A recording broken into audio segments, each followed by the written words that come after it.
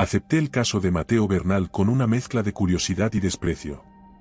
Para alguien en mi posición, los crímenes atroces ya no causaban más que una leve inquietud que podía disiparse con una copa de whisky y una buena paga. Desde el principio, algo en su presencia me generó incomodidad. Sin embargo, el cliente era el cliente, y yo haría lo que mejor sabía hacer, encontrar algún fallo en el proceso y negociar, en el peor de los casos, una sentencia menor. No me importaba quién fuera, ni lo que hubiera hecho. Para mí, aquel hombre era simplemente otro caso. El primer encuentro fue extraño. Entré en la sala de interrogatorios y lo encontré sentado con las manos esposadas y la mirada fija en un punto invisible, como si estuviera viendo algo detrás de mí. Me saludó con un movimiento leve de la cabeza, y cuando intenté iniciar la conversación, no respondió de inmediato. Finalmente, dejó caer su mirada en mí, y en ese instante experimenté una sensación extraña, un frío recorrió mi espalda. Sus ojos parecían cargados de algo oscuro, algo que no pude definir, pero que me dejó una inquietud inexplicable. Esa mirada era como si estuviera evaluándome. Dejé pasar el momento y comencé a explicarle la estrategia, sin apartar demasiado la vista de sus ojos, porque no quería que notara lo incómodo que me sentía bajo su escrutinio. Él apenas reaccionaba a lo que le decía, y cuando le mencioné la posibilidad de una reducción de pena, sus labios se curvaron en una sonrisa que hizo que el ambiente se volviera aún más denso. Solo dijo, con una voz rasposa y baja, haga lo que tenga que hacer.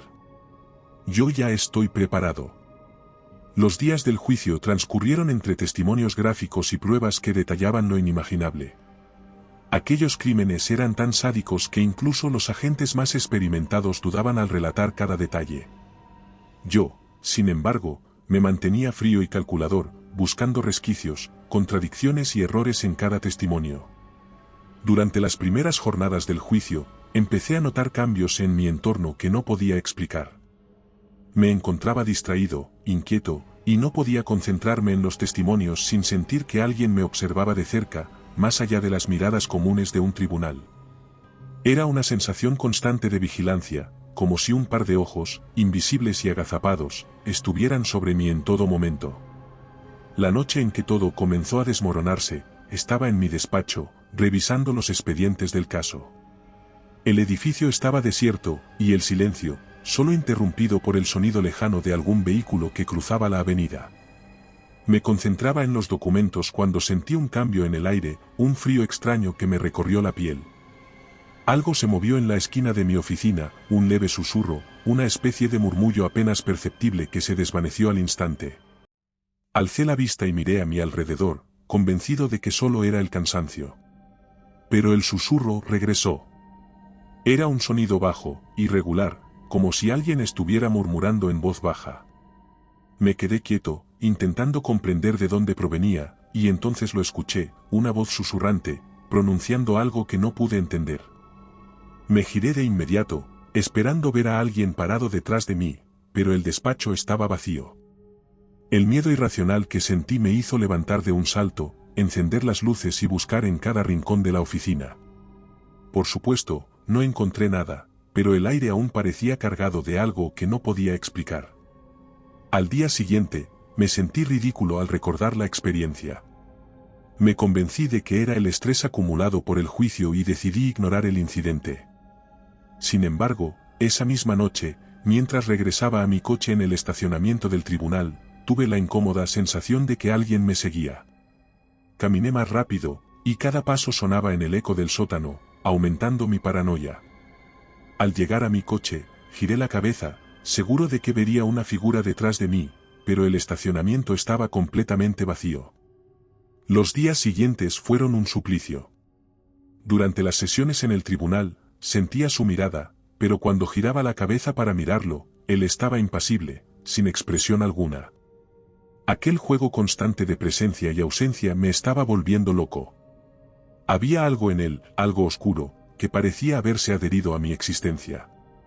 El juicio se acercaba a su fin, y la presión por cerrar el caso me desgastaba cada vez más. En el tribunal, los murmullos entre los asistentes eran inevitables, todos parecían ver lo que yo estaba experimentando, aunque en un nivel superficial. Era evidente que el acusado, mi cliente, provocaba una incomodidad generalizada. Su sola presencia parecía absorber la energía de la sala, como un agujero negro emocional del que no podía escapar. Pero yo tenía que mantenerme firme, tenía que ganarme mi paga y cerrar el caso sin importar cuánto me costara emocionalmente. Una noche antes de los alegatos finales, me quedé en el despacho hasta muy tarde, revisando mis notas para preparar una defensa imbatible. Cuando el reloj marcó las 2 de la madrugada, el cansancio era abrumador. Me levanté para tomar un café en la pequeña cocina del pasillo, y al volver al despacho, algo llamó mi atención: la silla de mi escritorio estaba girada, como si alguien la hubiera movido mientras yo no estaba. Sentí el mismo frío intenso en la habitación, y de nuevo, el susurro comenzó a sonar, pero ahora era más claro, más nítido. Era una voz que pronunciaba mi nombre, Lucas, en un tono que parecía provenir de un rincón oscuro del despacho. Giré en todas direcciones, pero no había nadie. Finalmente, salí de la oficina apresurado, con el corazón desbocado, y aquella noche apenas dormí. A la mañana siguiente, en el tribunal, Mateo estaba especialmente sereno. Me observó con una sonrisa casi satisfecho, y en ese momento sentí que sabía lo que me estaba ocurriendo. De alguna forma, él era consciente de la tormenta que había comenzado a desatarse en mí. El día terminó, y con él llegó el veredicto: culpable, como todos esperaban. Cuando anunciaron la sentencia, noté que él me miraba directamente a los ojos, con una expresión de serenidad que me descolocó por completo. No parecía temer la sentencia, ni siquiera el fin de su vida, al contrario, parecía complacido. Y, mientras el juicio terminaba, lo vi pronunciar algo en silencio, un movimiento de labios apenas perceptible. Aunque no lo escuché, sentí que su voz estaba en mi cabeza, repitiendo mi nombre, como lo había hecho en aquel susurro que parecía no venir de ninguna parte. Me daba náuseas haber defendido a un hombre tan estremecedor, y, peor aún, saber que él parecía haber disfrutado cada instante de mi descenso hacia la locura. Esa noche, al llegar a casa, intenté relajarme. Me preparé una copa de whisky y me tumbé en el sofá, dispuesto a dejar que el agotamiento me venciera. Pero cuando cerré los ojos, de inmediato sentí esa presencia oscura, como una sombra que se proyectaba desde el rincón más profundo de mi subconsciente. La voz de Mateo, su maldita voz, empezó a susurrarme desde todos lados. Esta vez era clara, inconfundible, como si estuviera a centímetros de mi oído. Me levanté del sofá, alterado, y comencé a buscar en cada rincón de la casa, convencido de que lo encontraría allí, escondido. Revisé la sala, la cocina, el baño, incluso el sótano y el ático, pero la casa estaba vacía. Aún así, el susurro no cesaba, lo escuchaba en cada rincón, envolviéndome en una atmósfera de frío y miedo. Cada vez que me movía, la voz parecía moverse conmigo, deslizándose en el aire como una sombra que no podía ver pero que sentía en cada resquicio. Intenté cubrirme los oídos, gritar para ahogar la voz, pero fue inútil. Sus palabras parecían susurradas directamente en mi mente. Durante los días siguientes, cada rincón de mi casa se convirtió en una prisión que yo mismo había construido. A pesar de que no dejaba de intentar racionalizar lo que había experimentado, la realidad se volvía cada vez más difícil de soportar. Empecé a percibir su presencia en cualquier rincón de la casa, como si me vigilara desde las sombras. Sus ojos aparecían en mi mente cada vez que cerraba los míos, su voz se filtraba en el silencio de la noche. Y aquellos susurros, esos susurros sibilantes que me llamaban, pronunciando mi nombre desde lugares oscuros. Una noche, al borde de la desesperación, traté de quedarme despierto, pero el cansancio acabó venciéndome, y caí dormido en el sofá del salón. No sé cuánto tiempo pasó, pero el sueño fue interrumpido bruscamente cuando sentí una presión en mi pecho.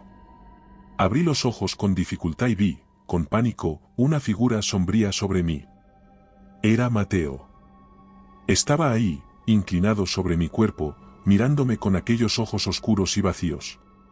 Su rostro no mostraba ninguna emoción, y sin embargo, irradiaba una maldad antigua y penetrante. Intenté gritar, moverme, pero mi cuerpo no respondía.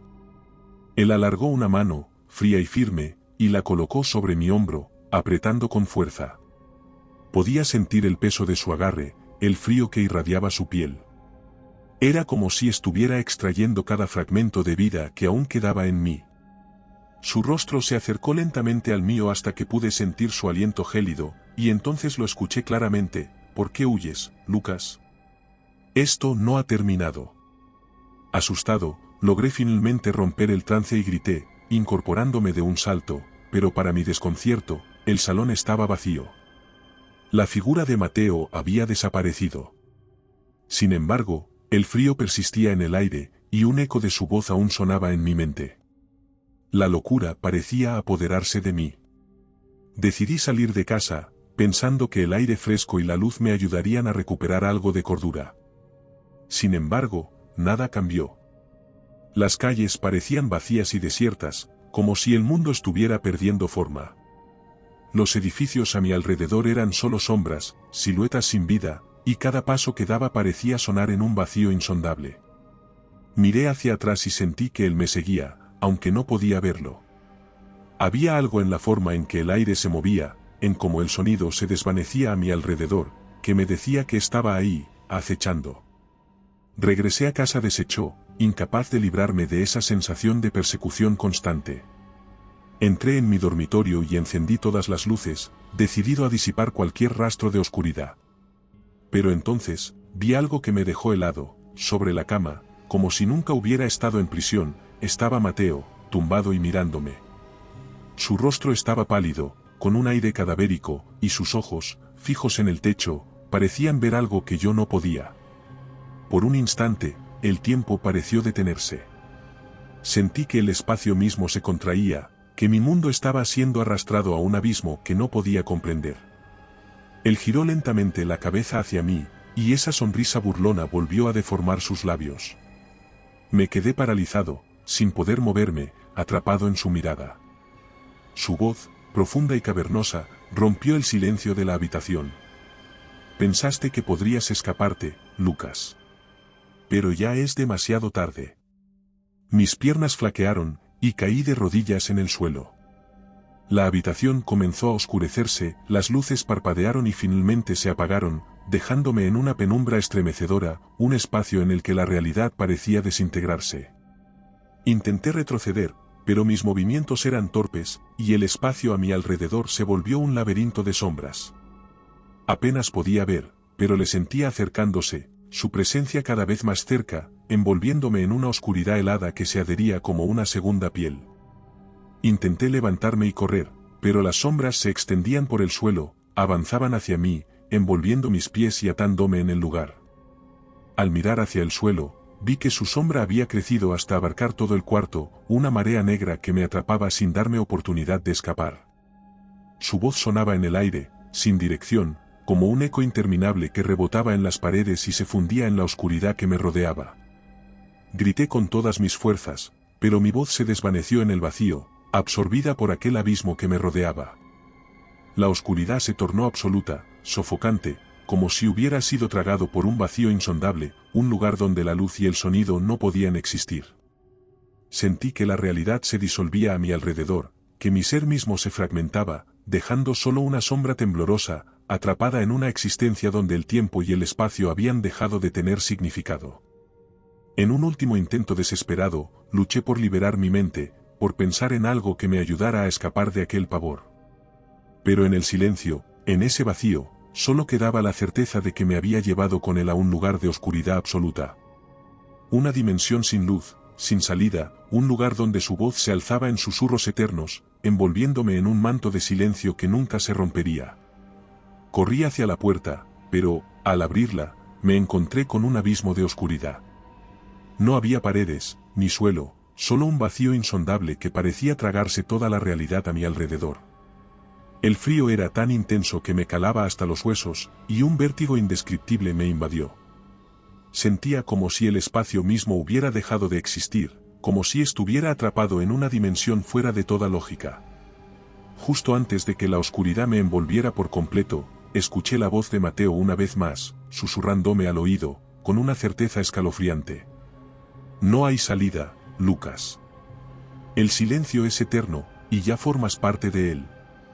Y recuerda, si te ha gustado mi historia, No dudes en hacérmelo saber en la barra de comentarios, y dando like y suscribiéndote nos apoyas para poder continuar trayéndote más historias como esta. Además, puedes encontrar ahora nuestros libros en Amazon. Nos despedimos desde el terreno misterioso.